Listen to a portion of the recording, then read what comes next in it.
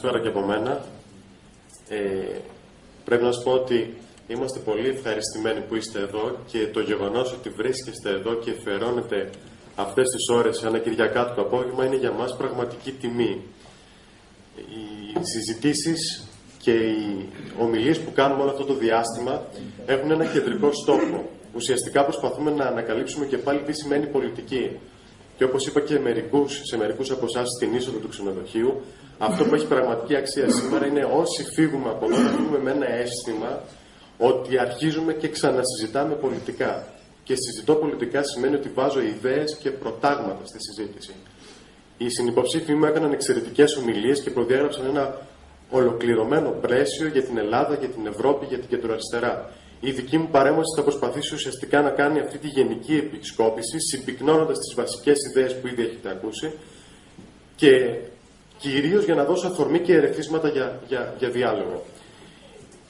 Αυτό που πρέπει όλοι να καταλάβουμε γιατί βρισκόμαστε μπροστά σε μια εκλογική μάχη είναι ότι θα πρέπει να συζητήσουμε ποια είναι η στρατηγική θέση της ελιάς, του ΠΑΣΟΚ, της Δημοκρατικής Παράταξης στην τωρινή συγκυρία που διανύουμε.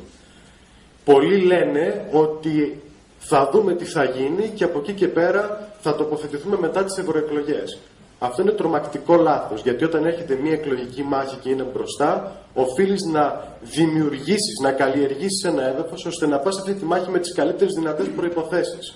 Όχι απαραίτητα εκλογικής ισχύως, αλλά προϋποθέσεις ιδεολογικές και με όρους κυρίως πολιτικούς και όρους ηθικούς και όρους αξιοπρέπειας. Ας δούμε λοιπόν ποια είναι τα βασικά επίπεδα για να καταλάβουμε ποια είναι η στρατηγική θέση που έχει η ελιά στην τωρινή συγκυρία. Τα επίπεδα είναι τρία. Είναι το ευρωπαϊκό, το εθνικό και το παραταξιακό. Στο ευρωπαϊκό επίπεδο αυτή τη στιγμή υπάρχουν δύο μεγάλες αντιμαχόμενες πλευρές.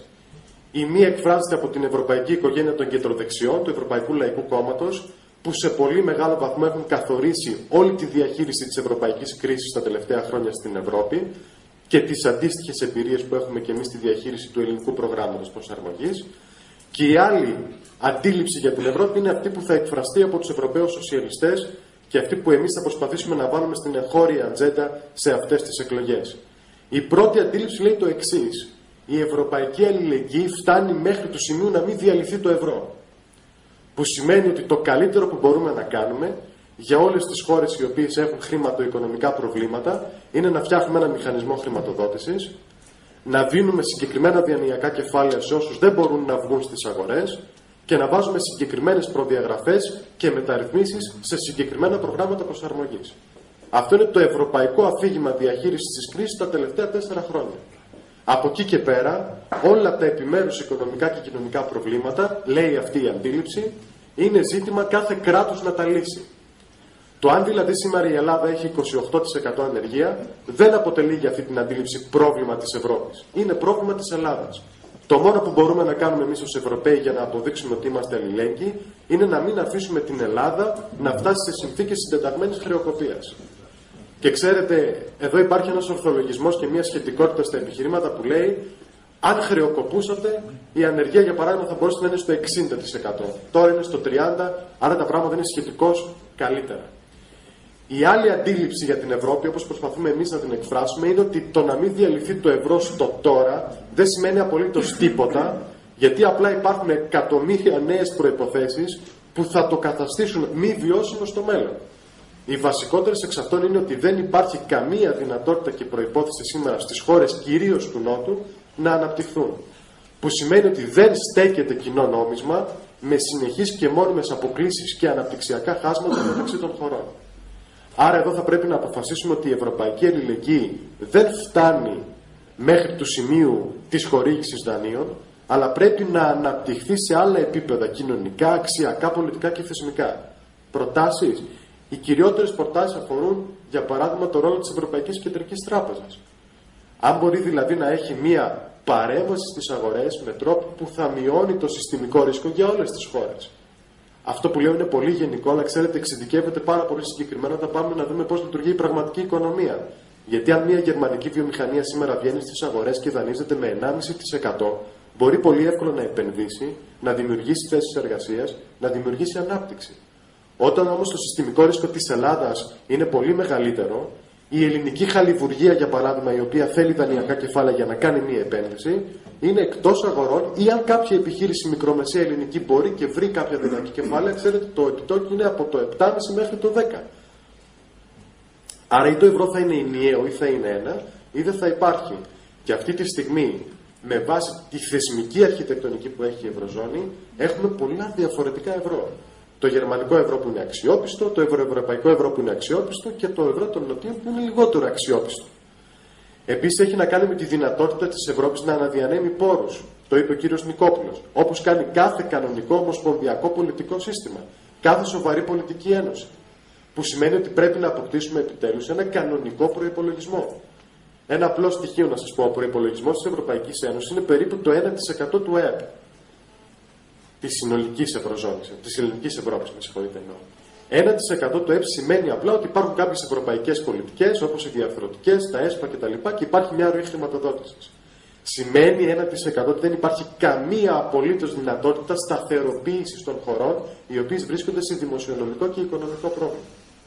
Σημαίνει επίσης ότι θα πρέπει να ξαναδούμε τον τρόπο με τον οποίο αποφασίζουμε για οικονομικά ζητήματα. Να αποκτήσουμε μια κοινή οικονομική πολιτική, μια κοινή φορολογική πολιτική. Μια πολιτική, για παράδειγμα, που επιβάλλει φορολογία στα κερδοσκοπικά και χρηματιστικά κεφάλαια. Μια πολιτική η οποία αποφασίζει ότι στις καλές μέρες δεν θα ιδιωτικοποιείται το κέρδος, ενώ στις κακές θα κοινωνικοποιείται το κόστος. Αυτό αφορά λοιπόν μια πολύ διαφορετική Ευρώπη, αλλά όλα αυτά πάντα στην Ευρώπη, σε όλη την ιστορία της, είναι ζητήματα συσχετισμών δύναμης. Πολιτική σημαίνει συμφέροντα. Σημαίνει συμφέροντα και ιδέες. Και κάθε φορά υπάρχει μια συγκεκριμένη κατανομή ισχύως, η οποία δημιουργεί και συγκεκριμένες καταστάσεις. Σήμερα οι συσχετισμοί πρέπει να αλλάξουν και για έναν λόγο. Γιατί εμείς εδώ είμαστε υποψήφοι για την Ευρωβουλή. Μετά τη συνθήκη της Λισαβόνας, η συντριπτική πλειοψηφία των θεμάτων που αποφασίζονται στην Ευρώπη συναποφασίζονται μεταξύ του Υπουργείου, του Συμβουλίου των Υπουργών και του Ευρωκοινοβουλίου. Δηλαδή το ποιοι συσχετισμοί θα ισχύουν στην Ευρωβουλή έχει να κάνει με πάρα πολλά ζητήματα. Από το ποιο θα είναι το μέλλον της Ευρώπης μέχρι το ποιες πολιτικές θα ψηφιστούν εκεί και πώς αυτές θα επηρεάσουν όλες τις χώρες. Με αυτήν την έννοια θεωρώ ότι η συζήτηση για τις ευρωεκλογές στην Ελλάδα αποκτά πολύ μεγάλο νόημα. Δεν έχω καμία αμφιβολία ότι μάλλον δεν θα συζητήσουμε σοβαρά για την Ευρώπη. Γιατί έτσι είναι οι κανόνες του παιχνιδιού, του πολιτικού και του μηντιακού, αλλά αυτό να ξέρετε είναι ιστορικά άδικο. Γιατί αυτός ο κόσμος, όλοι εμείς σήμερα, έχουμε υποστεί τόσες πολλές θυσίες με γνώμονα τι είναι να υπερασπιστούμε το εθνικό συμφέρον, που είναι η θέση μας στην Ευρώπη. Και τώρα που πρέπει να πάμε να δούμε πώς μπορούμε να αλλάξουμε αυτή την Ευρώπη, δεν συζητάμε για αυτήν. Αυτό είναι ιστορικά άδικο. Και αν εμείς που πήραμε το θάρρος και την τόλμη να μπούμε σε αυτό το ευρωψηφοδέλτιο πρέπει κάτι να κάνουμε, είναι να βάλουμε αυτή την ατζέντα. Με όρους όμως πολιτικούς, όχι απολύτικους. Ούτε γενικά πρέπει να είμαστε στην Ευρώπη. Το δεύτερο επίπεδο είναι η Ελλάδα. Ποια είναι η στρατηγική θέση της ελιάς στο εθνικό επίπεδο, στο επίπεδο της κυβέρνησης. Εδώ πρέπει να άρουμε μια παρεξήγηση. Η σταθερότητα είναι δημόσιο αγαθό. Ουδής το αμφισβητεί. Είναι δημόσιο αγαθό γιατί στη συγκυρία που υπάρχει σήμερα και στη ρευστότητα που υπάρχει είναι ο μοναδικός τρόπος να διαμορφωθούν συνθήκες ανάκαμψης, συνθήκες ασφάλειας, συνθήκες ασφαλούς εξόδου από την κρίση. Όμως η σταθερότητα, ξέρετε, δεν μπορεί να αποτελεί πολιτικό στόχο. Δεν είναι πολιτικό στόχος ο τόπος απλά να κυβερνάται. Με λίγα λόγια, σταθερότητα δεν πρέπει να σημαίνει ακινησία. Και αν εμείς έχουμε ένα ρόλο σήμερα στην κυβέρνηση ως ελιά ή ως Πασόκ, αν μου επιτρέπετε να μιλήσω και ως Πασόκ, εφόσον προσπαθώ να σας εκφράσω αυτή τη στιγμή, είναι ότι θα πρέπει να δούμε υπό ποιες προϋποθέσεις θα αλλάξει προσανατολισμό η χώρα. Μίλησε ο κύριος Νικόπουλος για ένα ολόκληρο πλέγμα συνταγματικών μεταρρυθμίσεων. Και επειδή είπα μεταρρυθμίσεις, να άρουμε εδώ και μια δεύτερη παρεξήγηση. Τι θα πει μεταρρυθμίσεις? Γενικώς και αορίστως είμαστε μεταρρυθμιστές. Η μεταρρύθμιση δεν είναι κάτι ουδέτερο. Η μεταρρύθμιση έχει από πίσω συμφέροντα, έχει ιδέες, έχει χαμένους και κερδισμένους. Και έχει επίσης και χρόνο. Πρέπει κάποιος να ξέρει στην πολιτική πότε εφαρμόζει μια μεταρρύθμιση και γιατί. Παρένθεση να σας κάνω. Την ώρα που η Ελλάδα βρίσκεται σε μια κατάσταση τόσο ρευστή, την ώρα που η Ευρώπη πάει ειλικρινά να μπει σε μια διαδικασία κρίσης με το θέμα της Ουκρανίας, η ελληνική κυβέρνηση και το ελληνικό πολιτικό σύστημα ασχολήθηκε επί μακρόν για το πώς ζυμώνεται το ψωμί, πώς παστεριώνεται το γάλα και πώς διαλύεται το σπορέλαιο. Δηλαδή οι μεταρρυθμίσεις θα πρέπει να έχουν και ένα χρονισμό με τις πραγματικές ανάγκες του κόσμου. Ή να σας πω και κάτι άλλο, πρέπει να έχουν και μια συμπληρωματικότητα οι μεταρρυθμίσεις. Μπορείς ταυτόχρονα να απορριθμίζεις την αγορά εργασίας για να είναι περισσότερο ευέλικτη και να μειώνεις όλη την κοινωνική δαπάνη στο κοινωνικό κράτος. Και αυτός ο οποίος είναι μακροχρόνια άνεργος, πού θα βρει στήριγμα? Σήμερα οι στατιστικές λένε ότι 1 στους 10 ανέργους έχει επίδομα ανεργίας. Ή έχουμε ένα τρομακτικό πρόβλημα μακροχρόνιας ανεργίας με ανθρώπους οι οποίοι όχι μόνο είναι εκτός αγοράς εργασίας, είναι εκτός κάθε διαδικασίας εκπαίδευσης ή επανακατάρτισης. Και επειδή μιλάμε για το ρόλο μας στην κυβέρνηση, μπορεί να μην το ξέρετε, αλλά υπάρχει μία ρήτρα στο μνημόνιο που είπε ότι από 1η του 2014 η χώρα μας θα πρέπει να επιλέξει τις 2 φτωχότερες περιοχές της Ελλάδας και να εφαρμόσει πιλωτικά πρόγραμμα ελαχίστου εγγυημένου εισοδήματος. Το οποίο πρέπει να σας πω ότι δεν κοστίζει. Είναι ένα ελάχιστο από το πρωτογενές πλεόνασμα που θα δοθεί σήμερα ως προεκλογικό φιλοδόρημα σε κάποιες ομάδες. Δεν το υποτιμώ καθόλου. Απλά έχω μια αντίληψη για την κοινωνική πολιτική ότι πρέπει να έχει μια μονιμότητα. Και πρέπει κάθε ευρώ το οποίο δίνουμε ως κοινωνική πολιτική να μειώνει τις ανισότητες.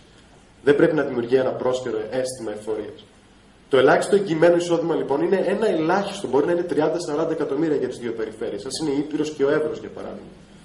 Αλλά τι θέλει να αποδείξει? Και ότι έχουμε τη διοικητική και την πολιτική επάρκεια επιτέλους να καταλάβουμε ποιοι έχουν περισσότερη ανάγκη.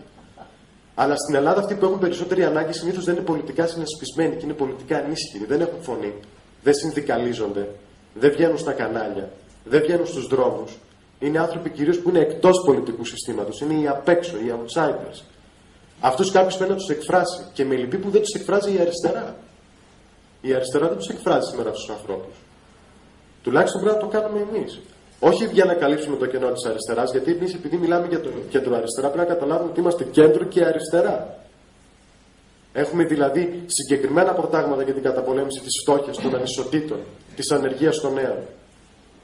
Και το τρίτο επίπεδο και το αριστερά και ο ρόλος μας, ο στρατηγικός ρόλος στην ελιά στην ανασυγκρότηση της παράταξης. Συμμετείχα στην πρωτοβουλία του 58 και ξέρετε ότι υπάρχει αυτή τη στιγμή ένα φοβερό αίτημα στην ελληνική κοινωνία. Ένα αίτημα το οποίο αφορά μια κοινωνική πλειοψηφία η οποία δεν έχει εκφραστεί ακόμα. Και ίσως και να μην εκφραστεί τώρα. Ίσως να περιμένει να εκφραστεί μετά από κάποια χρόνια. Είναι όλοι εκείνοι οι άνθρωποι οι οποίοι προφανώς δεν αντιπροσωπεύονται από το διαμορφούμενο δίπολο Νέας Δημοκρατίας ΣΥΡΙΖΑ. Είναι όλοι εκείνοι οι άνθρωποι που προφανώς έχουν συναισθηματικά, πολιτικά και ηθικά ζητήματα με τον τρόπο που διαχειρίστηκε η κεντροαριστερά την κρίση. Ή κυρίως με την αδυναμία της να μην προβλέψει την επερχόμενη κρίση πολύ πριν αυτή εκδηλωθεί. Γιατί στην πολιτική πρέπει να έχεις και μία ευφυΐα να προβλέπεις τα πράγματα και όχι μόνο να έρχεσαι ως πυροσβέστης για να σβήσεις τις κρίσεις. Το αίτημα λοιπόν αυτό εκφράζεται κυρίως με 3 όρους. Με την ανάγκη ενότητας, ανασυγκρότησης και ανανέωσης του χώρου. Εδώ πρέπει να δημιουργήσουμε συνθήκες βαρύτητας ώστε να εκφράσουμε εμείς όλες τις διεργασίες που θα γίνουν στο πολιτικό σύστημα. Γιατί δεν μπορεί να ανασυγκροτηθεί και τώρα αριστερά χωρίς όρους πολιτικούς και ιδεολογικούς. Σήμερα ανακοίνωσε το ποτάμι τους υποψηφίους του και έχουν πραγματικά κάνει μια πολύ καλή επιλογή. Είναι πολύ καλή υποψήφοι. Εμείς εδώ θα χαρούμε πάρα πολύ να είμαστε σε ένα δημιουργικό ανταγωνισμό μεταξύ τους. Αλλά η αριστερά δεν μπορεί να ανασυγκροτηθεί με όρους, για παράδειγμα, κοινής λογικής.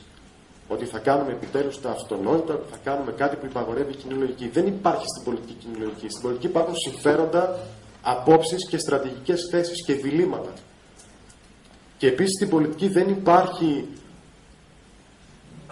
μία αντίληψη η οποία μπορεί να διαγράψει ιστορία, βιώματα, ιδεολογικά ρεύματα. Δεν μπορεί κάποιος σήμερα, όσο και αν είναι συμπαθής, να διαγράψει 200 χρόνια πολιτικών και ιδεολογικών ρευμάτων, 200 χρόνια αντιμαχίας μεταξύ διαφορετικών ιδεών. Δεν υπάρχει πολιτική χωρίς ιδέες. Μην θεωρείτε ότι αυτά είναι ξεπερασμένα. Ό,τι και να έχει συμβεί στην Ελλάδα, ο άξονας δεξιά-αριστερά, ο άξονας των συμφερόντων που υπάρχουν σε μια κοινωνία, το πλέγμα των ιδεών που υπάρχουν σε μια κοινωνία είναι παρόν. Δεν φεύγουν αυτά. Και για να μην σας κουράσω άλλο, απλά να σας πω ότι η δική μας προσπάθεια, συμμετέχοντας σε αυτό το ψηφοδέλτιο, το οποίο κατά τη γνώμη μας, όπως είπε και ο Παύλος, είναι πραγματικά ανανεωτικό, έχει ανανέωση, τη συμβολίζει, την ενσαρκώνει. Και πραγματικά θα το δείτε ότι αυτό δεν σημαίνει επειδή απλά είναι 15, 20, 30 νέοι άνθρωποι. Δεν υπάρχει ανανέωση επειδή θα υποβάλουμε όλα τα πιστοποιητικά γεννήσεως και θα δείτε ότι είμαστε από το 81 μέχρι το 85. Και τι έγινε? Θα πρέπει να ενσαρκώνετε και με ιδέες. Θέλω να ξέρετε όσοι είστε εδώ σήμερα ότι τους επόμενους 2 μήνες και εγώ και ο Παύλος και ο κύριος Νικόπουλος και όλοι οι νέοι αυτού του ψηφοδελτίου θα δώσουμε ένα αγώνα με καθαρό πρόσωπο, με αξιοπρέπεια και σοβαρότητα. Έτσι ώστε εσείς να αισθανθείτε αξιοπρεπείς Και επίσης, να ξέρετε ότι στο τέλος, όποιο και αν είναι το αποτέλεσμα, θα αισθανθούμε όλοι ότι αυτός ο αγώνας είχε μια αξία. Σας ευχαριστώ. Λίγα δευτερόλεπτα δεν θέλω να σας κουράσω για να κλείσουμε την εκδήλωση. Και ο κύριος Πικόπουλος και ο Παύλος είπαν πολύ σημαντικά πράγματα για τις παρατηρήσεις που έκανε ο κύριος Βαγγέλης όσον αφορά την ευρωπαϊκή διάσταση των εκλογών αυτών και την ανάγκη να μιλήσουμε για τα ευρωπαϊκά θέματα. Μία παρατήρηση στον κύριο Βαγγέλη, ο οποίος μίλησε ουσιαστικά για τον τρόπο, για τη μηχανική της συγκρότησης της ελιάς και αυτής της προσπάθειας. Έχετε απόλυτα δίκιο. Συμμετείχα και σε πολλά πράγματα στην πρωτοβουλία του 58. Δεν είναι η μηχανική ανασυγκρότηση που φανταζόμασταν, ούτε οι αρχικές προσδοκίες που είχαμε, αλλά αυτό δεν μειώνει καθόλου την προσπάθεια. Γίνεται μια προσπάθεια, προσπαθούμε να υπερβούμε όλοι τους εαυτούς μας, να ενσαρκώσουμε πράγματα που θέλει η ελληνική κοινωνία. Θυμάστε, είχατε έρθει στο Ακροπόλι, είχα πει και το αριστερά δεν είναι χόμπι, και όποιος την αντιμετωπίζει ως χόμπι νομίζω ότι έχει πολύ ατελή σκέψη. Σήμερα θέλω να σας πω ότι επίσης και το αριστερά δεν μπορεί να συγκροτηθεί από τα καφέ του Κολονακίου. Εμείς ελίτ δεν ήμασταν ποτέ, ούτε πρόκειται να γίνουμε. Ό,τι κάνουμε πρέπει να έχει κοινωνική αναφορά. Και ως τέτοιο πρέπει να σας πω, μην το δείτε υπερφύ, αλλά δείτε το ως πολιτικό σχόλιο. Είναι λάθος σήμερα να λέμε ότι πάμε να ανασυγκροτήσουμε τον τρίτο πόλο. Δεν ανασυγκροτεί τη δημοκρατική παράταξη με την αντίληψη ότι θα είμαστε ένα απολύτικο μαξιλάρι στο κέντρο του πολιτικού συστήματος για να δίνουμε σταθερές κυβερνήσεις και να βάζουμε κόκκινες γραμμές. Δεν είναι πολιτικό αυτό και δεν είναι δημοκρατική παράταξη. Ποτέ δεν ήταν τέτοια δημοκρατική παράταξη. Στην κοινωνία η δημοκρατική παράταξη είναι η πρώτη δύναμη. Και σε ιδέες και σε αντιλήψεις και σε βιώματα είναι η πρώτη δύναμη. Αυτό που εμείς πρέπει να κάνουμε, όχι το επόμενο δίμηνο μόνο, αλλά τα επόμενα χρόνια, είναι να αποδείξουμε ότι μπορεί αυτό το πράγμα να αποτελέσει την αρχή για να έχει μια νέα πολιτική έκφραση, μια νέα αντιπροσώπευση. Και αυτό μπορεί να γίνει μόνο με αυτό που είπατε, με αξιόπιστο πολιτικό λόγο. Και αυτό συμπληρώνει και το σχόλιο του κυρίου Γκόπη ότι αυτός ο χώρος πραγματικά έχει ιστορικό ρόλο. Κλείνω λέγοντας απλά ότι, όπως σας είπα και πριν, από το βήμα θέλω να ξέρετε όλοι ότι όπου και αν μιλήσουμε τις επόμενες εβδομάδες, τους επόμενους μήνες, αυτό περίπου θα είναι το αφήγημα και το ύφος μας και ότι να ξέρετε πραγματικά ότι θα σας βγάζουμε διαρκώς σας προπρόσωπους και μέχρι τον Μάιο και μετά.